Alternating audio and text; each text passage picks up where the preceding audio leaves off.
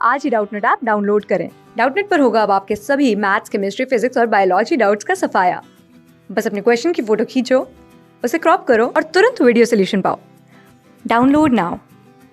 Question में हमसे कहा गया है कि दिए गए ऑप्शंस को देखकर हमें बताना है कि इसमें से किस केस में इंडिपेंडेंट असॉर्टमेंट का जो मेंडल का लॉ है वो चलता नहीं है या उससे डिविएशन होती है।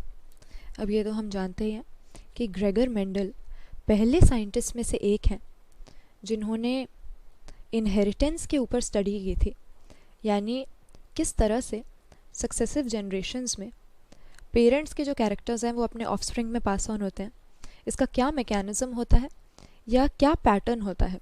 इसके बारे में सिस्टमेटिक साइंटिफिक एक्सपेरिमेंट्स पहली बार मेंडल ने कैरी आउट किए थे और ये इन्होंने यूज़ किया था इस एक्सपेरिमेंट में गार्डन पीस का या पाइसम सेटाइवम का प्लांट।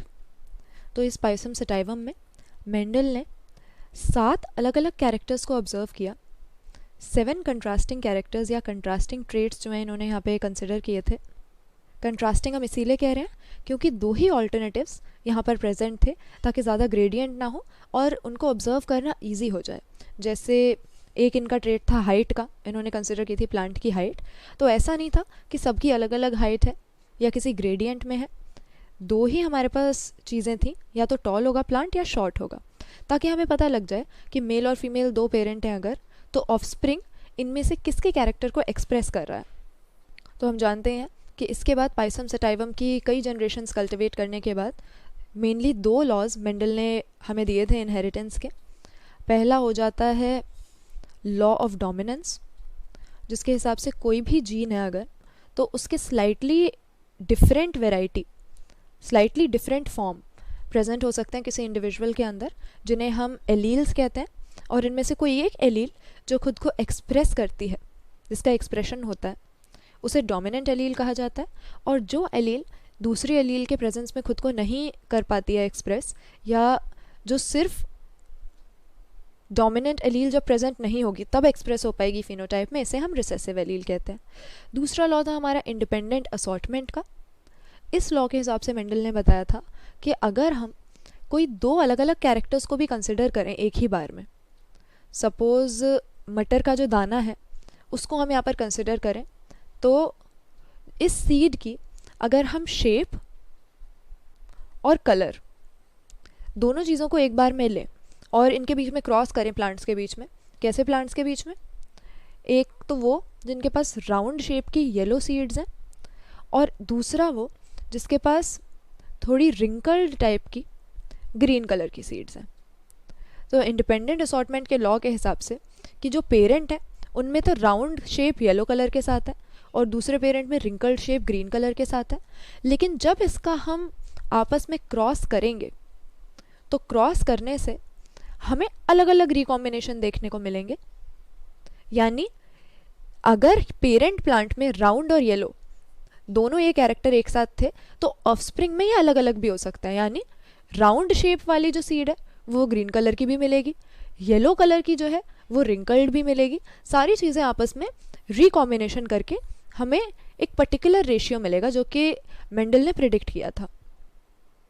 तो इस तरह से इंडिपेंडेंट असॉर्टमेंट यानी 2 कैरेक्टर जो इन्होंने लिए, सीड का शेप और कलर, वो अगर हम उनकी आगे देखें कि किस तरह से हेरिडिटी में वो जा रहे हैं ऑफस्प्रिंग के पास, तो ये आपस में कनेक्टेड नहीं है, एक दूसरे से लिंक्ड नहीं रहेंगे, बल्कि इनके रिकॉम्बिनेशन हम फ्यूचर में देखेंगे एक दूसरे से बिल्कुल इंडिपेंडेंट है, एक दूसरे के साथ एसोसिएटेड नहीं है, चाहे पेरेंट्स में ये दोनों इकट्ठे एक्सप्रेस हो रहे हो कैरेक्टर।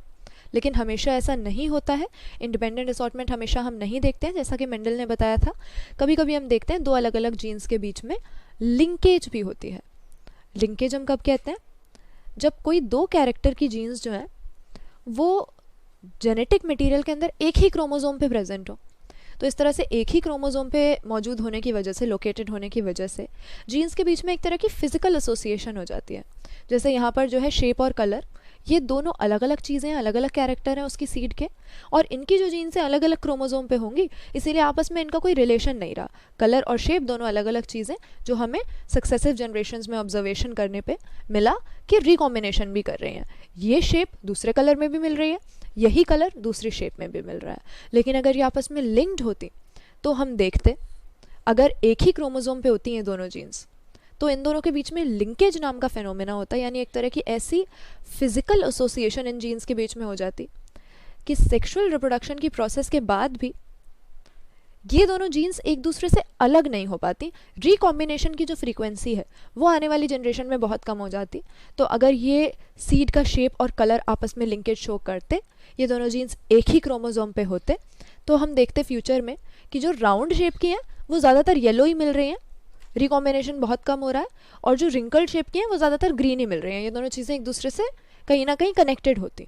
तो लिंकेज में ऐसा कई बार होता है कि दो कैरेक्टर्स हैं तो अलग अलग, लेकिन एक ही क्रोमोसोम पर लोकेटेड है उनकी जीन, तो आपस में ऐसी फिजिकल एसोसिएशन शो कर रहे हैं कि सेक्सुअल रिप्रोडक्शन के बाद उनकी रिकॉम्बिनेशन का जो रेशियो हम प्रिडिक्ट करते हैं इंडिपेंडेंट असॉर्टमेंट अगर हो तो वो हमें नहीं मिलता, रिकॉम्बिनेशन की फ्रीक्वेंसी काफ़ी घट जाती है।